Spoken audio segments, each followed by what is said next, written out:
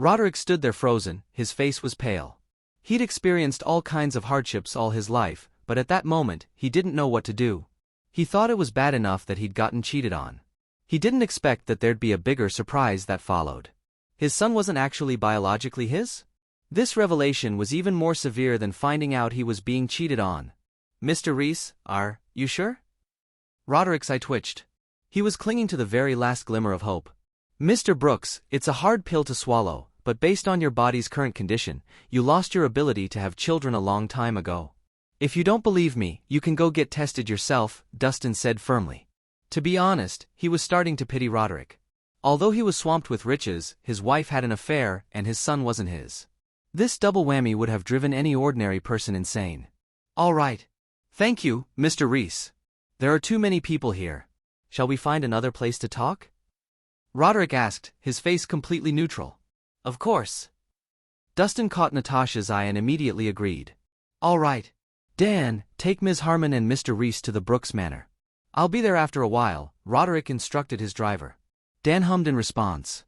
Then, he led Dustin and Natasha to the Rolls-Royce outside. After the two left, Roderick's expression finally turned gloomy. Whether his son was his or not, he would find out with a paternity test.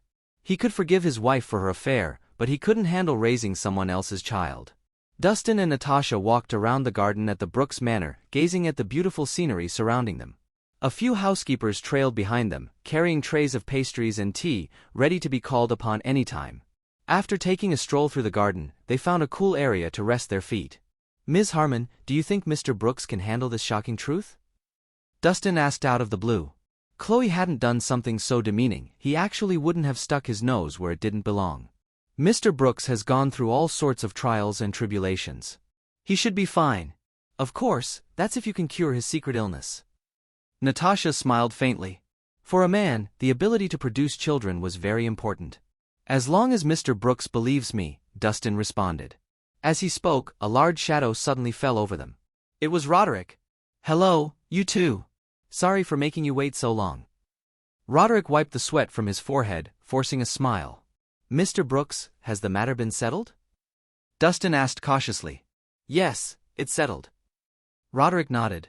Thanks to the power of money, the results of the paternity test were out in less than an hour. As Dustin said, his son was indeed not his. When he learned of the outcome, he was furious. He even had the urge to kill. However, after so many years, he had developed some attachments to them. In the end, he let the mother and son live. But from today on, they were not to appear before him ever again.